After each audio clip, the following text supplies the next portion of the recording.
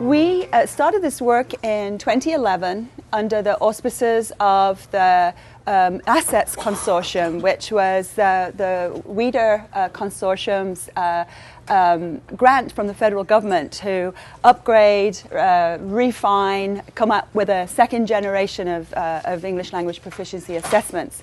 And that Assets Consortium had sort of three legs. So there's the summative, which I understand here in Connecticut you probably are all familiar with, Access and Access 2.0 now, which came out of this bigger project.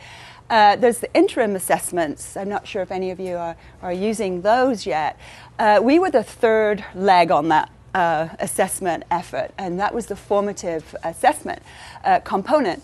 And we thought, well, it would be pretty easy. We'll just go to the research literature. We will see how children's language progresses from all these wonderful studies that language researchers have been doing over the years. And we'll just come up with a progression that would be a backbone of how people will formatively assess students' language day to day, minute by minute in the classroom. Well, we were seriously mistaken because we went to that research literature and pretty much our deep understanding of how children's language develops kind of ends at about first grade.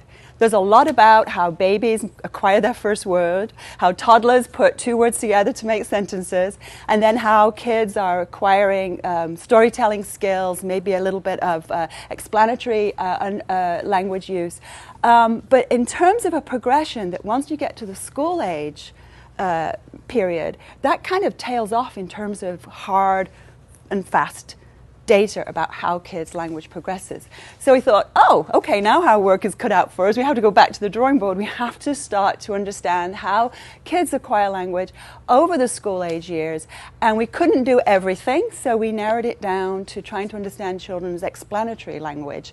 And in part because we know that explanations play a key role in English language arts, in mathematics, in science, and the social studies areas. So we knew it was going to cut across a wide swath, and we'd get a lot of mileage out of having a better understanding of how explanations develop at the school age level.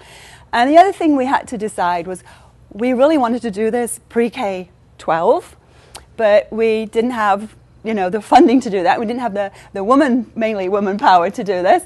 So we decided we would focus at the elementary through sixth grade. So we do only touch into that middle school period with our own data collection efforts. Although we have colleagues who are, using this beyond the middle school period, and we obviously know that some of you here today have also been busy understanding language development through this DLLP sort of framework at the secondary level as well.